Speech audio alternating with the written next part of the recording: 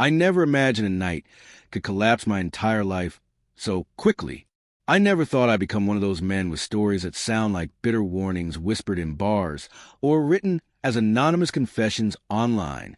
But that night, everything I believed about my wife, my marriage, my future, all crumbled in moments I can't take back.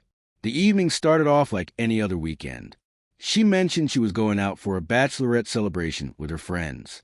She painted it as harmless, a casual night with a couple of drinks and maybe some dancing. Before leaving, she laughed and said, "Don't bother waiting up. We'll probably be out late." At first, I brushed it off. She looked incredible that night, maybe too incredible for what she claimed was a low-key outing. The short red dress, the tall heels, her freshly styled hair, the perfume that lingered long after she'd walked out. I told myself to trust her. I tried, but something inside me felt unsettled. Maybe it was the way she dodged my eyes before stepping out the door, or how she skipped the usual goodbye kiss. Whatever it was, it gnawed at me. I sat on the couch for what felt like forever, staring at the silent TV. But my head was noisy. I kept imagining her laughing. Only the sound wasn't with me. It was somewhere else, with someone else. I didn't want to become that man, the jealous husband trailing his wife like some private investigator in a cheap drama. But eventually, curiosity twisted into instinct. I picked up her iPad, the one synced with her phone, and checked her location. That sat on a house I'd never seen before. Not a bar, not a lounge, just a random suburban home. That didn't line up with what she told me. I made excuses for her. Maybe they were starting the night there, drinking before heading to the city. But as the minutes piled up, then an hour, and she stayed in that same place, unease swallowed me whole. I couldn't sit still anymore. I grabbed my keys, climbed into the car, and drove. I remember that drive as if every second is etched into my veins. The way my hands gripped the steering wheel, the pounding of my heartbeat threatening to burst through my ribs. I didn't even know exactly what I was searching for. Proof, answers, or maybe just an end to the lies I was telling myself. When I reached the house, cars clogged both sides of the street. Music shook the windows, deep bass vibrating the night, shadows of bodies moving behind the curtains. This wasn't a quiet gathering. It was a full-blown party. My feet dragged me up the driveway like I was heading straight into a disaster. Maybe I already knew I was. I pressed the doorbell. For a second, I prayed no one would answer. But a stranger opened the door, red cup in hand, half-drunk smile plastered on his face. "Hey, man, you're late.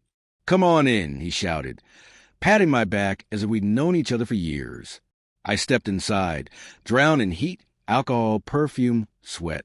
People were everywhere, dancing, kissing, laughing. My eyes scanned the rooms, desperate. Kitchen, no sign.